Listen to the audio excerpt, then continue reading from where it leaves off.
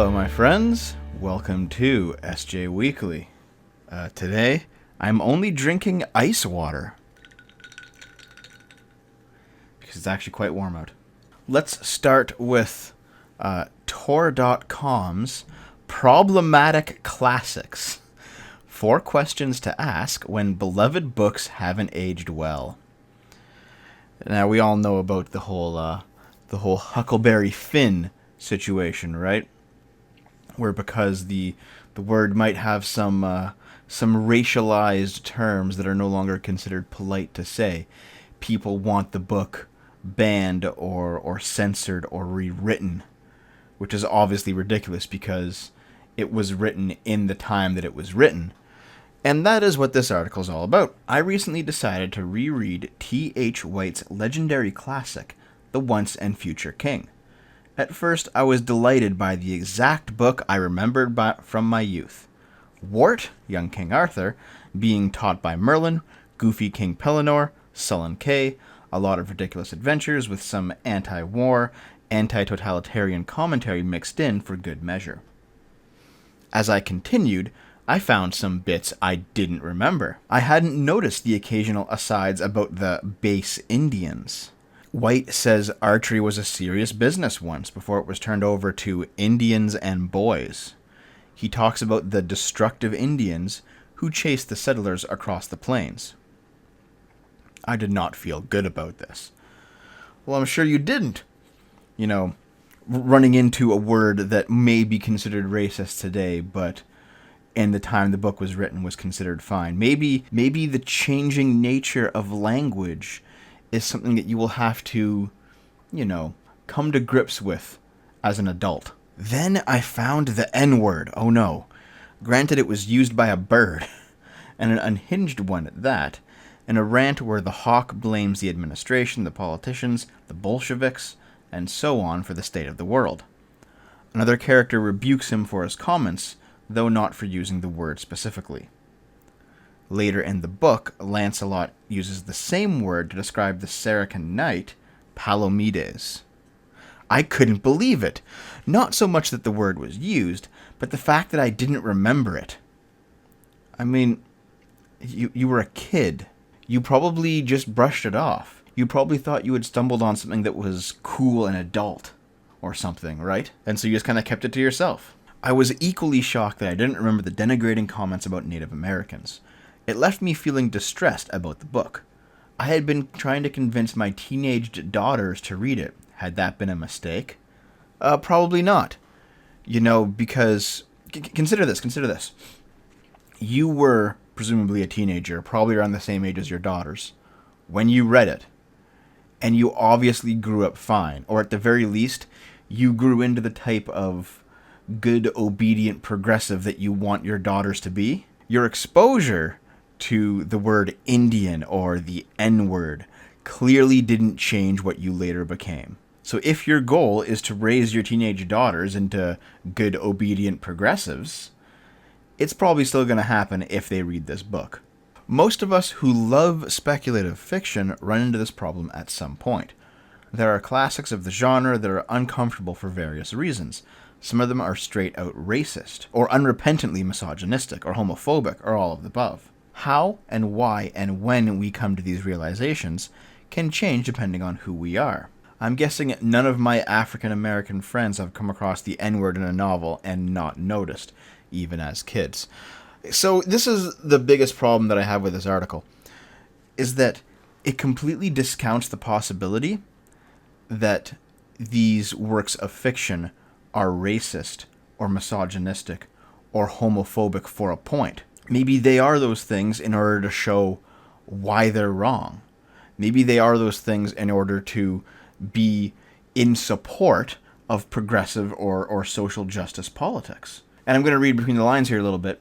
This is why I think SJWs want to censor everything. For example, we have this article here on PC Gamer, Nazi tattoos removed from survival game Scum, developer apologizes. The developer and studio said the tattoo's inclusion was a mistake after an initial abrasive statement from a community manager.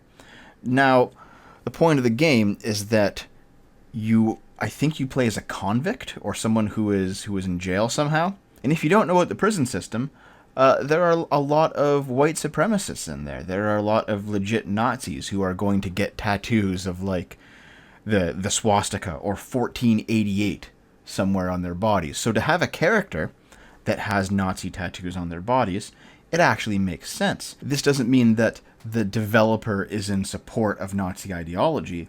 It means that the developer has created a character within the world that is in support of Nazi ideology. And in this case, it would make sense that this character would exist. But they're even censoring that now.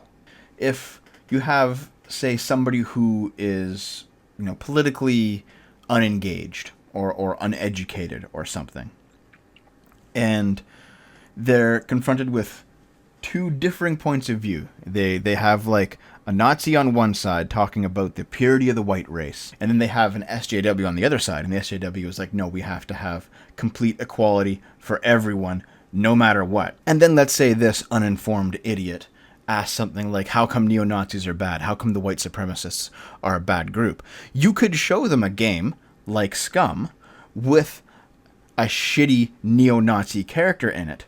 Show him what he acts like, show him what he does, and say, this is a neo-Nazi. That is the point of art.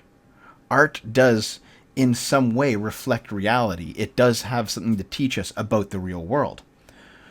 But when SJWs censor art that are even in their position, art that would show their political opponents to be as bad as they are in real life, that means that SJWs are simply saying, you don't need to be taught why Nazis are bad. You simply need to believe me when I tell you that they are bad. And that's the problem with the Nazi tattoo being removed from the Scum game. And if we go back here, that is the problem with this 4 questions to ask when beloved books haven't aged well article. Because the 4 questions in this article are, is this a work I can continue to recommend to others? Well, just because it has slurs in it that you didn't notice before, it doesn't degrade the quality of the work. In fact, that may be the point of it. But if you're an ideologue that is looking to indoctrinate people rather than teach them, you might not want them to read it. Question 2. Is this a work I can continue to enjoy privately? The answer is honestly, why not? This is where you get those people who have kinks and either engage in a certain type of sex or watch a certain type of porn, and yet they feel like they shouldn't because it's problematic. Their kink is problematic, You might have like a feminist woman who is extremely submissive in bed, and she says, I really like this, but you know what, I feel like I can't do it because I have to be a strong, independent woman who don't need no man. And that's what this is. You can obviously enjoy something privately that you would not recommend to everyone else. And you don't even need to bring politics into that discussion to make that determination. Question 3. Is there another work that doesn't have these problems but occupies the same space? This is where we get into the SJW tendency of replacing and co-opting pieces of art and canons and whole industries, frankly. We saw this with Magic the Gathering. We saw this with Vampire the Masquerade. We saw this with all sorts of tabletop. We saw this with Warhammer 40k. We see it with video games. Soon enough, you're probably going to hear something like, why would you play Doom Eternal or Cuphead when there are these SJW-friendly alternatives in the same genre as those games? And question 4, can I create a work that is a corrective to the problematic work I love? This is where you get like the Star Wars situation, where SJWs come into Star Wars and just completely overwrite everything and destroy it. This is where you get the Comicsgate situation, where SJWs roll into comics, completely co-opt everything, and destroy it. These questions are basically, how can I prevent the spread of work that is problematic, and how can I whitewash things to be in line with social justice? And speaking of whitewashing the past, here's an archived tweet from Vox. You can draw a straight line from John McCain to Donald Trump through Sarah Palin. This tweet was later deleted because it came just after John McCain had died, but it links to this article, which is still up. John McCain, Sarah Palin, and the rise of reality TV politics. McCain empowered a demagogue who put the Republican Party on the path to Donald Trump. The party of Donald Trump began almost 10 years ago to the day when John McCain tapped Sarah Palin to join his ticket. It's one of the most important moments of McCain's career. He proved willing to empower a demagogue when he thought doing so would improve his political fortunes. Exactly the sin so many of his colleagues in the Republican Party have committed since Trump won their party's nomination. And a lot of this is just a general recap of the stupidity of Sarah Palin in the 2008 elections. And I think we all know that at this point. However, what's interesting is that the article claims McCain sacrificed his values to win. McCain's campaign was in freefall at the end of August 2008. He needed a Hail Mary. The author of this article flew to Alaska the day after Palin was tapped. He headed to the city's clerk office to pick up copies of meeting minutes from when she was mayor. I assumed the McCain campaign had done the same, but no. As I wrote at the time, I just got off the phone with the very helpful city clerk at the Wasilla City Clerk's office, Christy Smithers, who was pulling some documents for me from when Governor Sarah Palin was mayor. I told her I appreciated her help, since I'm sure she's been bombarded with requests in the last few weeks. The clerk's office keeps all city council meeting agendas, minutes, legislation, ordinances, etc. She chuckled. Then she told me that I'm the first person who has asked her office for anything. McCain was prepared to put Palin a heartbeat away from the presidency without even checking if she could do the job. Instead, he picked her because she seemed like a good play to the base. Now, this is a very interesting line of thought, and let's remember it for later. Palin unleashed reality politics. McCain and Palin lost, but after the election, Palin stayed in the limelight for a time. She got a deal with Fox News and traveled the country, endorsing and stumping for Tea Party candidates. Schmidt, who had pushed McCain to select Palin, was depicted in the HBO version of the reported story of the 2008 campaign, Game Change, as racked with guilt for his role in the decision. This wasn't a campaign, it was a bad reality show, he says. Palin herself went on to sign an actual deal for a reality TV show. And here's where we get back to Vox's tweet. You can draw a straight line from John McCain to Donald Trump through Sarah Palin. And Vox is right, but not for the reason that they outline in this article. In this article, Vox makes the claim that John McCain legitimized Sarah Palin, and Sarah Palin was basically just a doofy, made-up version of a reality TV star. And then her popularity allowed for an actual reality TV star, Donald Trump, to take the presidency. That's not necessarily how it happened, though, because I am old enough to remember the 2008 elections with a lot of clarity. I remember very clearly, I remember John McCain, that whole very famous exchange where he was with a woman at a rally, and she exclaimed, "I believe Obama's an Arab." And what she meant by that was a Muslim and potentially a supporter of radical Islam. And McCain stole the microphone away and said, "No, ma'am. He's an honest family man that I have significant disagreements with on the issues." But John McCain outright said that if Obama were to win, he would not believe that Obama would take the country down the path of radical Islamist treason or something. He just said that he disagreed with his politics, but that he was ultimately a good guy.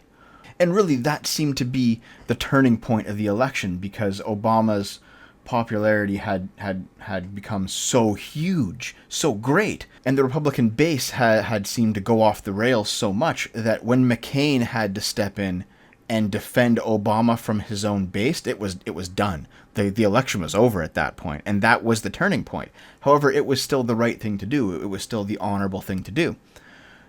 And despite that, the media still absolutely destroyed John McCain.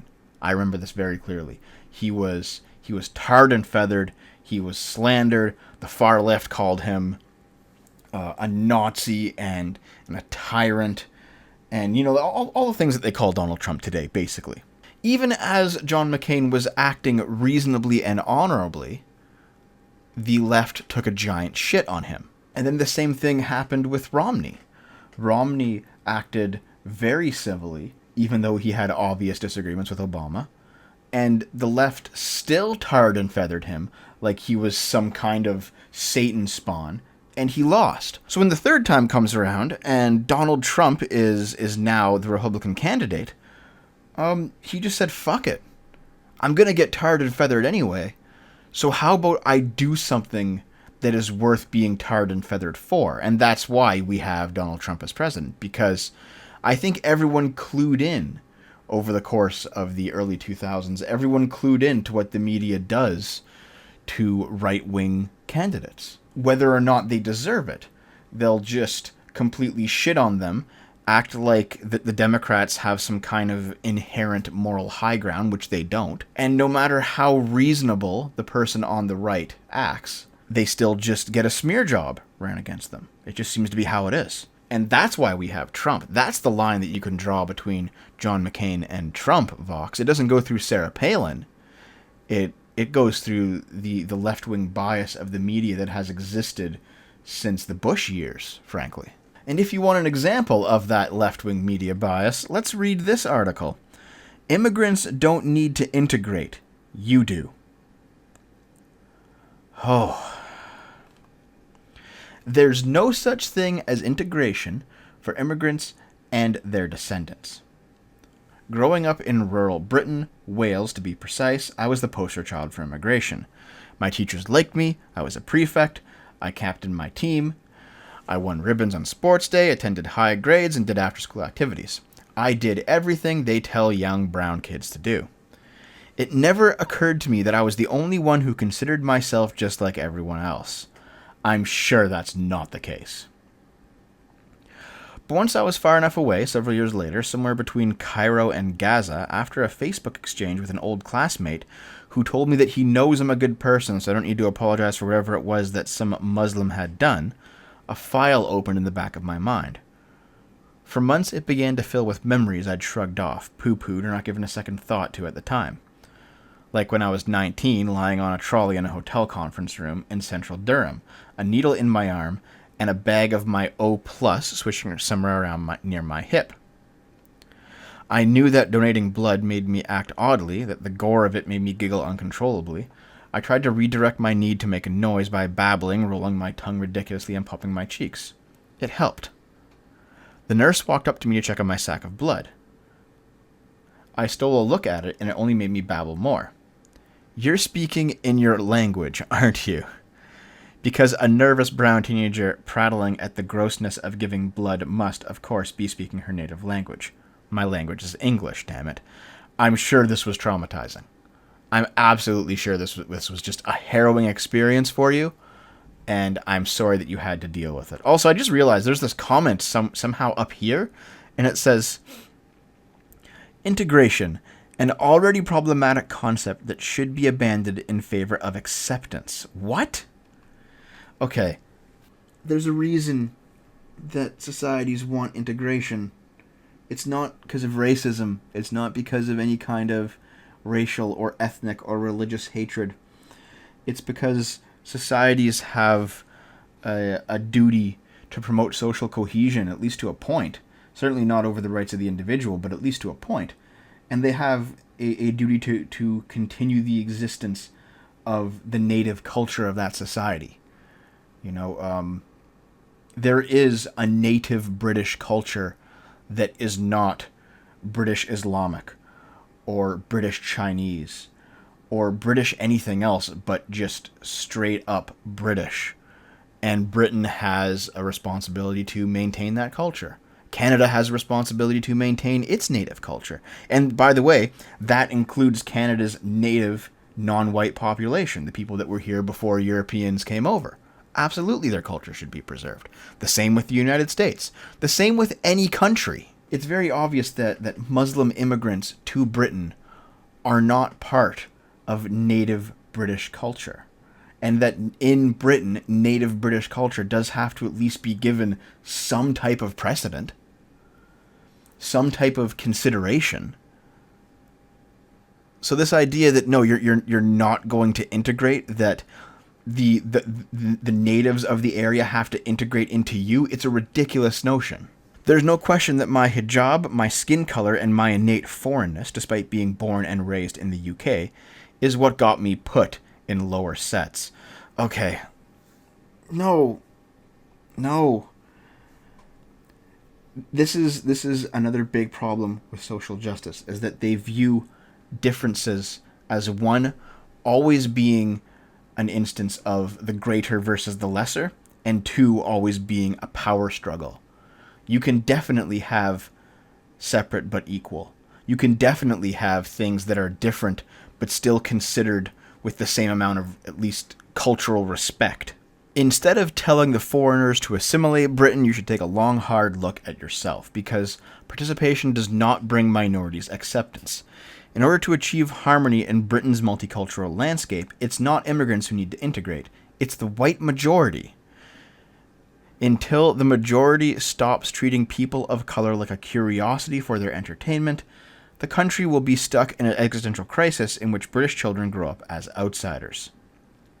This is really interesting, okay? Because in this article, almost everything that she brings up has to do with, not everything, but almost everything she brings up has to do with her being a Muslim, wearing a hijab, talking about her hair, which is obviously covered up in public view. None of these things are racial. You know, if you were to take, she says she's Iraqi by heart, British by upbringing. If you were to take an Iraqi girl who wasn't a Muslim, or at least didn't wear a hijab, and raised her in Britain, she would likely just be straight up accepted. When you wear something like a hijab, it's almost like a social handshake. It's you making a direct statement about who you are and the value system that you live your life by, because only a certain type of woman wears a hijab, a Muslim woman. It's very similar to a Christian wearing a very visible rosary. That's also a statement. And if you don't like what that statement says to other people, maybe you should not make that statement.